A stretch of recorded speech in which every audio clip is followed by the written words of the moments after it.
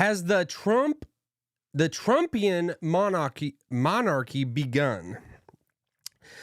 Yesterday, Trump hinted at a third term. He was asked about it, and he didn't immediately discount it. He didn't immediately say, no way, no how. But you'd expect that from Donald Trump.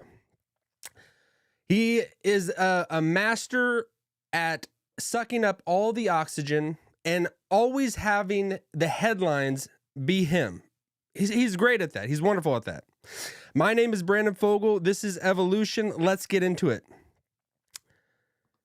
But actually, before we do that, ushers, please lock the doors. Lock the doors. No one is leaving. If anyone is in here, no one's leaving until I got to raise $40,000 before anyone leaves this channel. April Fools. April Fools. I don't know if you've caught that. There was a viral video of a preacher, a pastor, that said he locked the doors. He said, no one's leaving the congregation until I raise a $40,000 or whatever number he had out there. And it's, if you're ever in that situation, I would leave. Even if they're locking the doors, I would still try to walk out. All right. But let's dive into the news of Trump is just sucking up the airwaves yesterday. And whether or not it's constitutional or not, he says something that's going to drive people wild. There's one little tidbit he says and we're going to take a look at exactly what he says. But there's a little nugget in there, and I'm going to leave it to you if you can pick up on it. What's going to drive people the wildest in what he says? But we're going to take a look at that real fast. All right, here's Donald Trump yesterday being asked by reporters whether he would consider a third term. People are asking me to run, and there's a whole story about running for a third term. I don't know. I never looked into it. They do say there's a way you can do it, but I don't know about that, but I have not looked into it. I want to do a fantastic job. We have 4 years, just about, almost close to 4 years. Okay.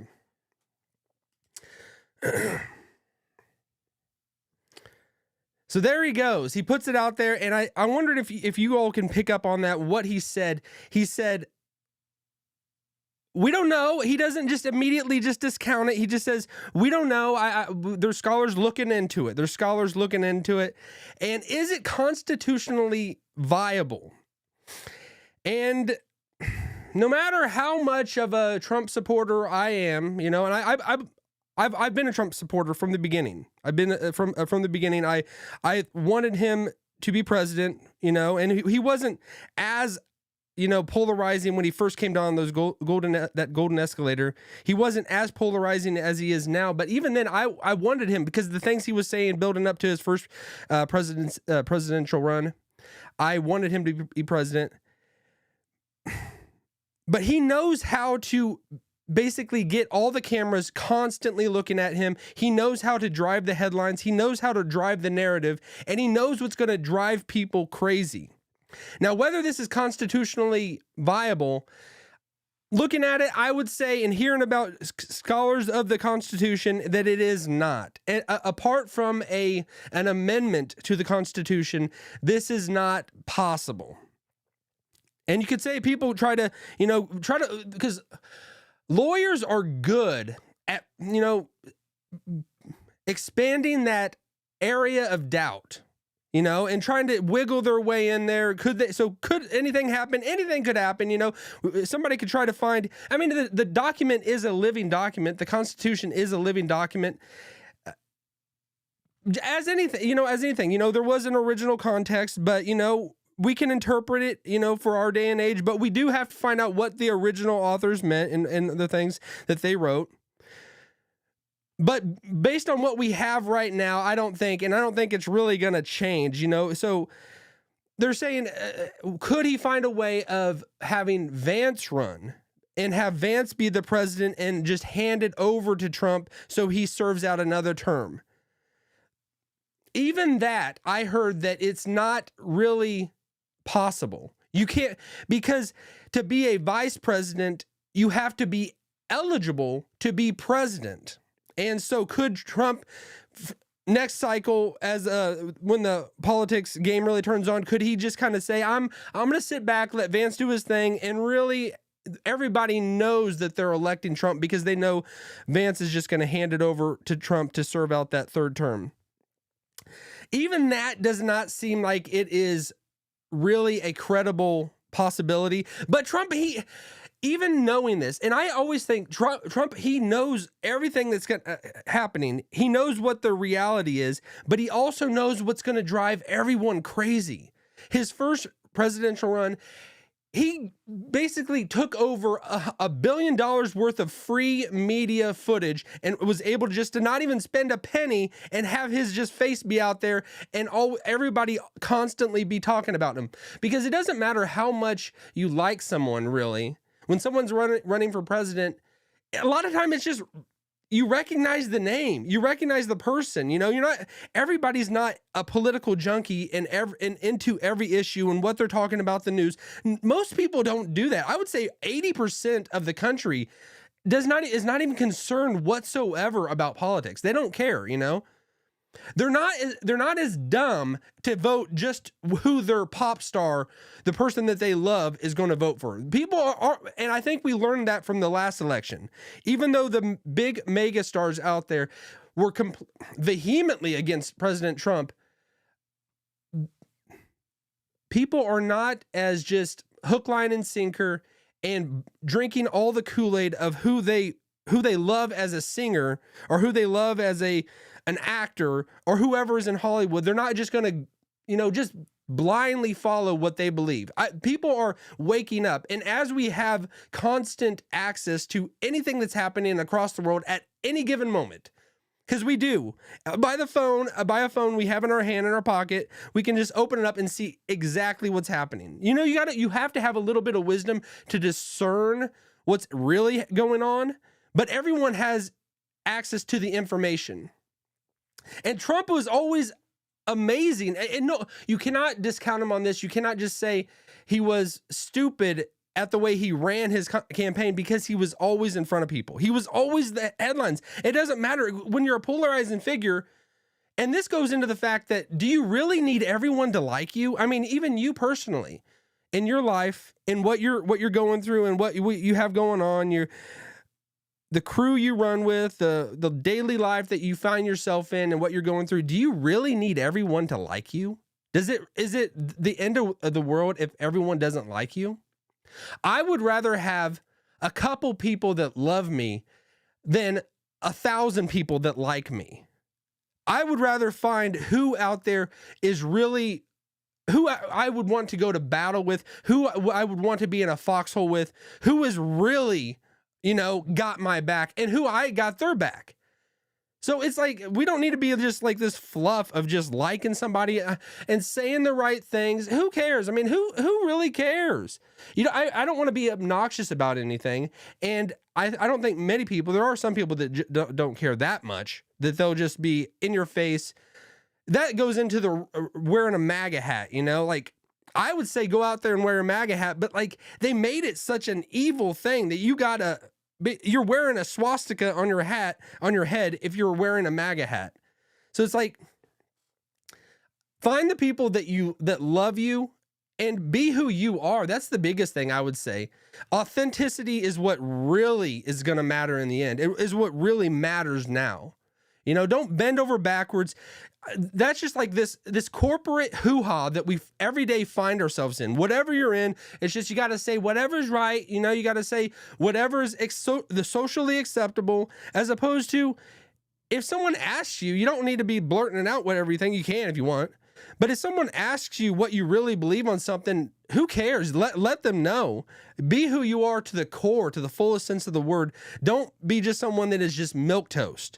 Be someone that is, you know, I might repulse people, but I might get people that think the way that I think and care about the things that I care about to come alongside me and to be with me. You know, maybe that's not the best thing, to just gain a whole following and gain everybody's attention and make sure everybody loves you. But you're going to do, I would say you can do what Donald Trump did, you know, and just be that polarizing figure that you're going to really weed out the ones that would turn on you at the drop of a hat, because people will just turn on you. And we found that you'll find that in your daily life. You will find that when the stuff hits the fan, you will find who your true friends are. You'll always find it. So saying Trump, is this the beginning of a monarchy? I would say it would have to be. It would have to be the beginning of a monarchy, because constitutionally, it doesn't seem like it's gonna happen. I don't think he can. Lawyers can do amazing things. And they, people might like just rats as opposed to lawyers. Lawyers can be also pretty nasty, vicious dudes. But they're able to go into whatever's happening and just find out, how can I find a loophole? How can I find some gray area to make my argument stand? And they might be able to do something like that, nefarious, I wouldn't put it past lawyers. But I do stand on the Constitution. Whatever the Constitution says, let's get on board with it. Because the Constitution is what keeps us intact. It is the glue that holds the American people together. So let's not be too devoid of just drinking the Kool-Aid. And even if you love Trump, saying, hey, we can make him get him a third term, unless we're going to amend the Constitution, which is, always a possibility. I don't think it's likely, but I would say that is the only possibility that Trump could go into a third term legally. That's the only way he's going to serve a third term, because the way that it stands right now, unless he gets out the scepter and he declares, I am king, and I would not put it past Donald Trump to he just trolls everyone. He trolls everyone all the time. And that's why he draws people to him, and he draws other people that hate him to him, because they can't take their eyes off of him. He has definitely cooled down this term. I would say he's definitely cooled down. He's not as bombastic and just outlandish as in saying the things that he said, becoming president and even before his presidency, because he knew how to get attention. That's why everybody's always looking at him, because he's interesting, and he's going to say stuff that's going to piss you off, and he's going to say stuff that people get on board with and love. Both sides. You need hot air and cold air to start a tornado. You need both of that, So the people that just are breathing fire because they can't stand Trump, I think it's shifted a little bit. He's our president now. I think it's cooled a little bit, because now people's just attention is solely on Elon Musk, and he's now the evil man in the room. He's the person that because he's the one that made it possible for Trump to legitimately become president again. Elon Musk. The tables have turned on Elon Musk. And the day of rage that we had this past weekend, I didn't hear much more about it, which is, I would say, credit to the Trump administration stepping in and squelching that whole everybody get on board and just set the whole nation on fire by burning Teslas and all that. I didn't hear much of it. There was still stuff that happened, but not as much as they wanted to build up and get going. So what do you all think? Do you think that Trump should run as a president again? Do you think that is a viable option? I leave that to you. Apart from him becoming king, I don't see it as a viable option. But keep evolving and become the best version of you. I could see the cracks form in the paint, growing like a fire. What do I say? Can you see them